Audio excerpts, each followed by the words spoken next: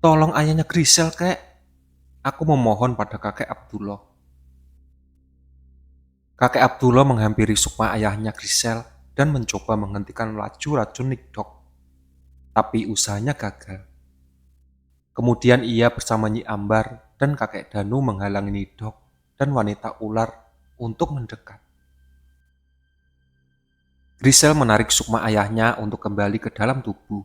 Kemudian aku, Grisel, dan Albi ikut ke tubuh masing-masing. Ayah harus kuat, ucap Grisel sembari memeluk ayahnya yang terbaring kesakitan. Aku bisa melihat racun itu menggerogoti tubuh ayahnya Grisel dengan cepat. Beberapa bagian tubuhnya mulai menghitam. Maafin saya, tidak ada kata-kata lain yang bisa aku ucapkan. Gak perlu minta maaf, balas saya Grisel meski sedang kesakitan. Grisel merapal mantra yang cukup panjang sambil memegang erat tangan ayahnya yang perlahan menghitam. Air mata air mata terlihat menetes dari sudut matanya. Aku coba hisap racunnya, ucapnya. Jangan, El. Ayahnya mencegah Grisel melakukan itu. Kamu bisa mati, imbuhnya dengan suara mulai melemah. Aku nggak mau ayah mati. Grisel memeluk tangan ayahnya. Ayah nggak apa-apa, El. Ayahnya Grisel mencoba menenangkan anaknya, padahal kulit di sekitar lehernya sudah menghitam. Ia mulai sulit bernapas. Ayah, Grisel memeluk ayahnya. Kamu harus bisa ngalahin dia, El, bisiknya. Aku pasti bisa ngalahin dia. Tak lama ayahnya Grisel sudah kehilangan kesadaran, diikuti racun yang sudah menyebar ke bagian wajahnya. Hingga membuat wajahnya menghitam. Aku baru pertama kali melihat kalau racun bangsa jin bisa mengerikan seperti ini. Maafin aku, El, ucapnya. Ini bukan salah kamu, Lang. Balas Grisel yang tampak sangat marah. Ia menoleh dan menatap Nidok. Aku bakal habisin makhluk itu. Grisel kembali melepaskan sukmanya dan terbang mendekati Nyi Ambar. Sekarang kamu harus lebih hati-hati, Lang, ucap Albi sebelum ia melepaskan Sukma dan bergabung dengan kakek Danu. Kini aku bingung, ingin ikut dalam pertarungan, tapi tidak ada yang menjaga tubuh kami. Tiba-tiba Ki Panca muncul dari balik pintu. Biar saya yang jaga tubuh kalian, ucapnya. Oke, sautku. Aku lalu melepaskan Sukma dan terbang mendekati Albi. Apa kamu udah tahu cara buat ngalahin dia, Bi? Caranya masih sama, Lang. Serang bagian mulutnya. Balas Albi. Apa nggak ada cara lain? Sejauh ini tidak. Aku masih trauma untuk mendekati ke bagian wajah Nidok. Tapi ini bukan waktunya untuk diam saja. Kasihan kakek Abdullah yang dari tadi mencoba menahan semua serangannya. Aku terbang dengan cepat mendekati Nidok. Kamu mau kemana, Lang? Teriak Albi seraya menyusulku. Jangan mendekat, Lang. Perintah kakek Abdullah. Nidok yang mengetahui kehadiranku nyaris menyerang dengan pencairan sinar matanya yang mematikan. Namun aku terlebih dulu memalingkan wajah dan bergerak dengan cepat kiri ke kanan. Benar kata Albi, makhluk itu bisa membaca gerakanku. Awas! Albi menarik tubuhku dengan cambuknya saat Nidok mengayunkan ekornya ke arahku. Sudah kubilang, kamu tidak percaya, omel Albi. Terus, kamu ada ide nggak? Yang saya bilang sebelumnya, titik terlemahnya ada di bagian mulut, tapi harus mengincar matanya dulu. Mata itu sangat berbahaya, balas Albi. Tadi kamu nggak bilang matanya, saya baru memikirkannya. Perlu diingat, mendekati mulut Nidok sudah pasti akan semakin dekat dengan jangkauan matanya. Sekali terkena serangan matanya, pasti akan dilahap. Nidok menggoyang-goyangkan ekornya, berusaha menyerang kami. Kami hanya bisa mengurung ulur waktu sampai Grisel, Nyi Ambar, dan kakek Danu bisa mengalahkan wanita ular. Namun dari tadi masih belum ada kemajuan. Sangat sulit menumbangkan wanita itu. Aku terbang berputar mengelilingi kepala Nidok, kemudian mendekati Albi yang dari tadi mengoceh pergerakan ekornya. "Bi, kamu bisa tahan dia sebentar nggak?" tanyaku. "Memang kamu mau kemana?" balasnya sambil memecut ekor Nidok agar menyerang padanya. "Aku mau bantu yang lain dulu." "Baiklah, tapi jangan terlalu lama. Saya takut tak bisa menahannya." "Siap." Bergegas aku meluncur ke arah wanita ular, kemudian mengayunkan pedang simitar padanya. Tubuhnya hanya tergores sedikit. Dengan demikian, kulitnya tidak sekeras Nidok. Wanita ular menoleh padaku sembari memerintahkan puluhan anak buahnya untuk menyerang. Puluhan ular hitam itu menyerangku dengan semburan racun. Kakek Danu membuat berisa gaib agar aku tidak terkena racun.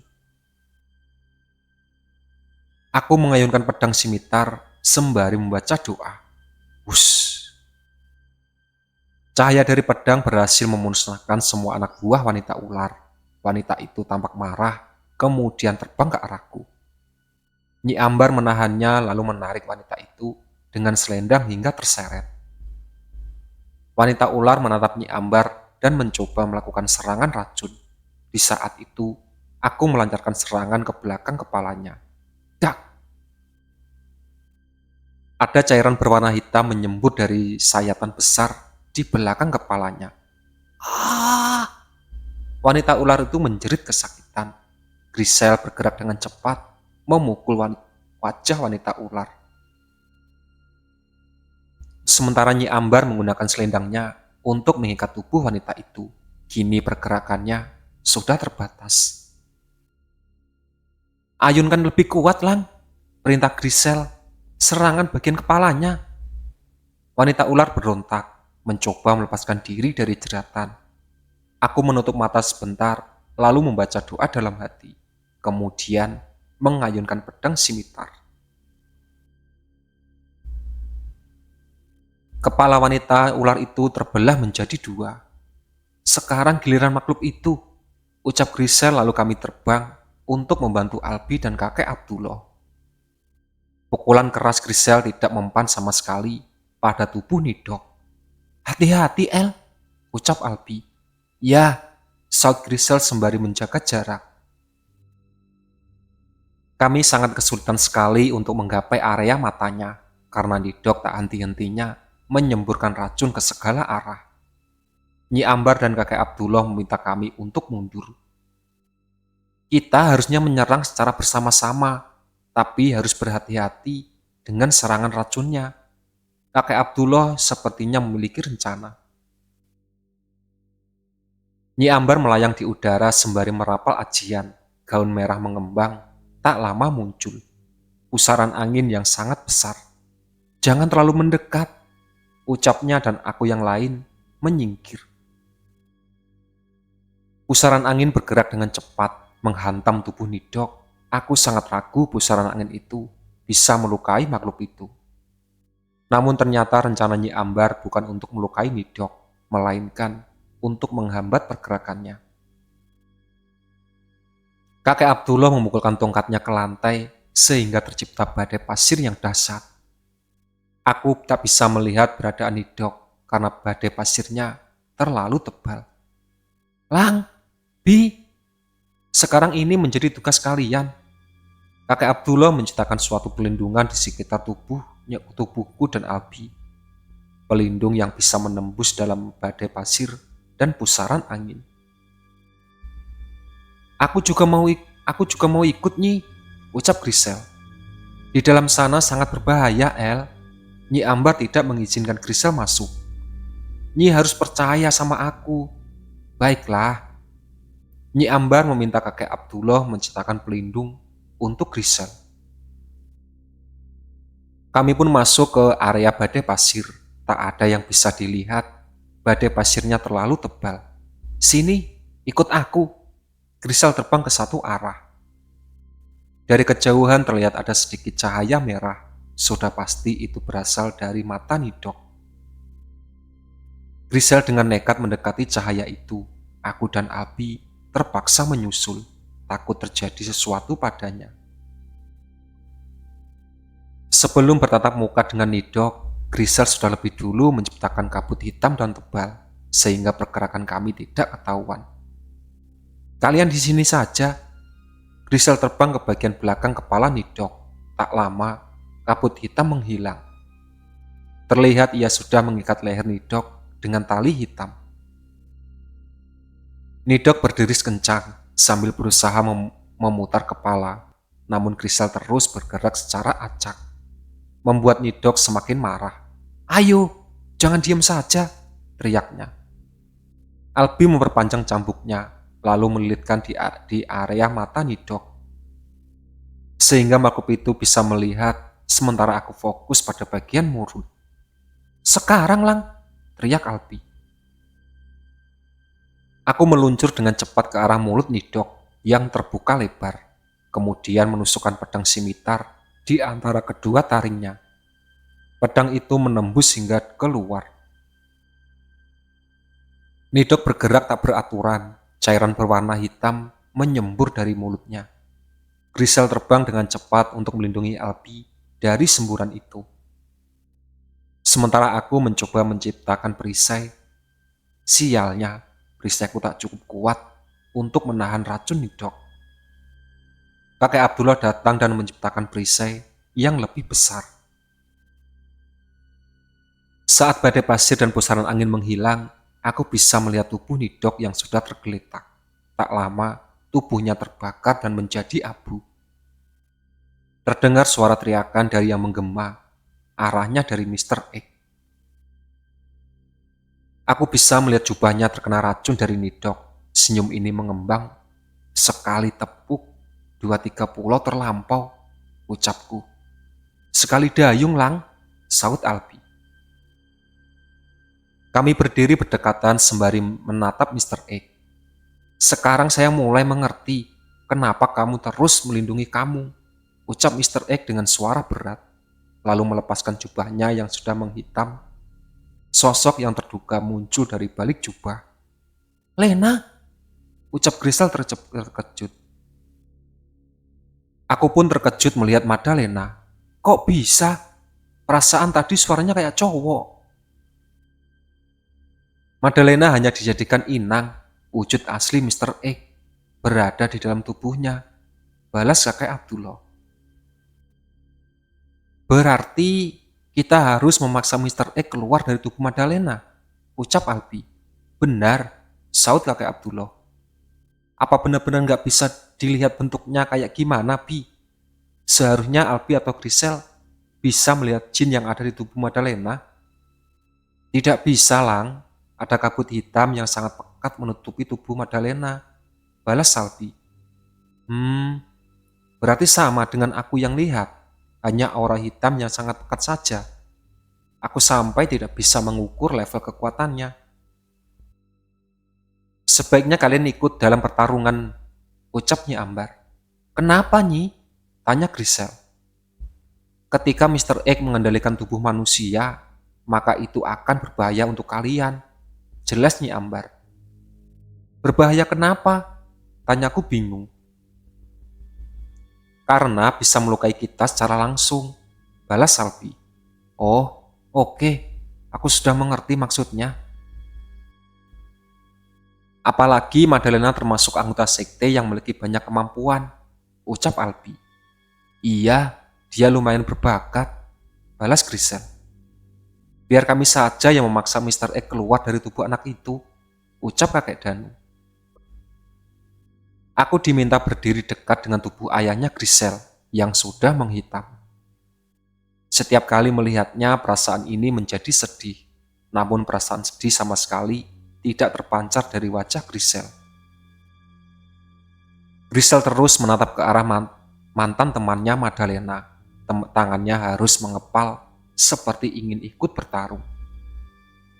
Aku pun begitu ingin sekali menampar wajah Madalena. Namun jika diingat kembali, pertarungan kami terakhir kami. Ia sudah lumayan kuat, tak terbayang kekuatannya saat dirasuki oleh Mr. X. Sekarang hanya tinggal berharap kakek Abdullah dengan yang lainnya berhasil menarik Mr. X keluar. Kakek Danu merapal ajian yang tercipta sebuah bola cahaya berwarna putih. Bola cahaya itu dilemparkan ke arah Madalena. Hanya dengan sedikit gerakan kepala, bola cahaya menghilang. Sungguh kekuatan yang luar biasa. Kakek Danu mencoba melancarkan serangan-serangan, tapi Madalena tetap bergeming dengan menatap tatapan tajam dan wajahnya tidak terlihat panik. Madalena menghentakkan kaki, lalu muncul tembok besar dari lantai. Tembok itu menghalau semua serangan dari kakek Danu. Madalena mulai bergerak maju. Dari tangan kanannya terlihat ada semacam api berwarna hitam. Api itu terbang ke arah kakek Danu. Nyi Ambar mencoba menahan pergerakan api itu dengan selendang merahnya, namun selendangnya selalu terbakar. Sementara api itu terus mengejar kakek Danu hingga harus terbang mundur. Ki Pancam melemparkan tongkat kayu miliknya. Sebuah benturan energi pun terjadi. Benturan yang membuat api hitam itu kian membesar.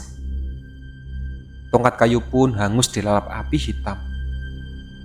Kakek Abdullah terbang mendekati api itu, kemudian menciptakan perisai cahaya. Perisai itu bisa menahan pergerakan api hitam. Kemudian kakek Abdullah mengurung api hitam dalam bola cahaya. "Awas!" Grisel berteriak. Sontak pandangan ini mengarah pada Madalena. Di tangannya ada sebuah tombak panjang berwarna hitam. Ia melemparkan tombak itu ke arah kakek Abdullah. "Kakek!" teriakku. Kakek Abdullah dengan cepat menggerakkan bola cahaya untuk menahan laju tombak. Dar! Terjadi benturan dahsyat yang membuat bola cahaya pecah. Api hitam kembali berkobar, kini jauh lebih besar. "Kamu tahu itu apa, El? Soalnya dari tadi susah banget dipadamin," ucapku. "Itu api iblis, Lang. Dia bisa nyerap cahaya dan kegelapan," balas Grisel yang wajahnya sudah tampak khawatir. "Oh, jadi itu alasan apinya semakin gede. Kini aku sudah mengerti. Seharusnya kakek Abdullah pun mengerti akan hal ini dan bisa segera memadamkan api itu." "Apa yang terjadi jika manusia terkena api itu, El?" tanya Albi. "Mati," balas Grisel singkat. Kakek Abdullah kembali menciptakan perisai cahaya, kali ini jauh lebih besar. Saat kakek Abdullah sedang mencoba mengurung api hitam, Madalena kembali mengeluarkan tombak hitam. Nyi Ambar yang melihat hal tersebut langsung melancarkan serangan dengan menggunakan tusuk kondenya. Pandangan Madalena beralih pada Nyi Ambar, kemudian Madalena melemparkan 2 buah tombak ke arah Nyi Ambar. Nyi Ambar mengembangkan selendangnya, tapi 2 tombak itu bisa melewati selendang dengan mudah. Nyi Ambar merapal mantra sambil memegang tusuk konde emas. Tusuk konde itu dilemparkan pada salah satu tombak. Dar! Ledakan besar terjadi yang menciptakan kepulan asap hitam. Nyi Ambar tidak menduga kalau dari balik asap ada satu tombak yang meluncur padanya. Kakek Danu yang melihat hal itu langsung menghantamkan kujang emas pada tombak hitam. Dar! Kembali terjadi ledakan. Ledakan kali ini membuat kakek Danu dan Nyi Ambar terpental jauh. Kujang emas terlihat berputar-putar di udara, tak berselang lama hancur seketika. Pusaka sakti itu bisa hancur dengan mudah. Berarti kekuatan Mr. X sungguh luar biasa, ucap Albi. Saat mendengar ucapan Albi, mata ini langsung fokus pada kakek yang sudah berhasil mengurung api hitam di dalam bola cahaya. Kemudian ia menekan bola itu hingga mengecil perlahan. Ada bayangan hitam di luar tubuh Madalena dan membuatnya ambruk seketika. "Apa itu bentuk Mr. X yang asli?" tanyaku. Sepertinya begitu, balas Salvi. Bayangan hitam itu berbentuk seperti manusia yang memiliki sayap. Sejujurnya aku cukup dewasa melihat wujud Mr. X, karena dalam bayangannya wujudnya akan mengerikan. Ternyata hanya berbentuk bayangan hitam, tak begitu jauh dengan Timira. Mr. X meluncur dengan cepat ke arah kakek Abdullah. Ki Panca bergerak menghadang Mr. X. Ia mengeluarkan semacam pusaran angin dan berhasil menghambat pergerakan Mr. X. Mr. X menciptakan semacam pedang panjang. Ayunan pedang itu berhasil memotong pusaran angin. Ki Panca tidak diam begitu saja. Ia membuat serangan berupa angin tornado yang besar.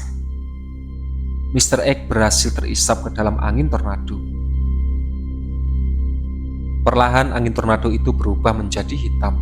Ki Panca terbang mundur, namun ada sebuah tali hitam yang muncul dari dalam tornado yang berhasil menjangkau tubuhnya. Ki Panca berusaha melepas tali itu tapi tidak berhasil. Tubuhnya lebih dulu tertarik ke dalam tornado dan menghilang dari pandangan. Di waktu kebersamaan, kakek Abdullah berhasil menyelamatkan api hitam. Sebuah tali hitam kembali muncul dari dalam tornado yang berusaha menggapai kakek Abdullah. Dengan lincah, kakek Abdullah berhasil menghindar dan memotong tali itu dengan menggunakan tongkatnya. Tali hitam itu kini muncul dalam jumlah yang banyak dan bergerak ke segala arah. "Awas!" teriak kakek Abdullah seraya menoleh padaku. Nyi Ambar terbang melesat dan berdiri di depan Grisel. Dengan kekuatan selendangnya, ia berhasil memotong tali yang mendekat. Kakek Danu pun terlihat sedang kerepotan menghadapi puluhan tali yang mengejarnya. Sementara kakek Abdullah menciptakan bola pelindung yang tidak bisa ditembus oleh tali itu. Kakek Abdullah menolong kakek Danu yang nyaris tertarik. Lalu keduanya terbang ke arahku. Kakek Abdullah menancapkan tombaknya ke lantai. Dalam sekejap, tercipta perisai berukuran besar. Angin tornado menghilang perlahan. Aku tak bisa menemukan sosok Mr. X dan Ki Panca. "Kemana Ki Panca sama Mr. X?" tanyaku. "Ki Panca sudah tewas dan Mr. X pasti ada di dalam sekitar kita," ucap Nyi Ambar sembari mengedarkan pandangan. Aku sangat terkejut mendengarnya, namun kejutan ini tidak berlangsung lama, karena ada kejutan yang lebih besar lagi yang akan datang. Ayahnya Grisel tiba-tiba bangkit dan melancarkan serangan tenaga dalam yang begitu besar ke arah kami. Aku bisa merasakan hantaman dahsyat di tubuh ini, rasanya seperti tabrak mobil dengan kecepatan tinggi. Tubuhku melayang di udara, lalu mendarat di lantai, sempat terguling-guling cukup jauh. Sekujur tubuh ini terasa remuk. Aku mencoba bangkit, tapi brak! Mulut ini malah memuntahkan. Kulihat Albi sudah dalam keadaan tak sadarkan diri di samping tembok. Grisel pun demikian, tubuhnya tergeletak di lantai dalam keadaan tertelungkup. Sementara itu kakek Abdullah, kakek Danu, Nyi Ambar menghilang entah kemana. Itulah sahabat cerita dari Sekte Para Pencari Tumbal. Ditunggu part selanjutnya.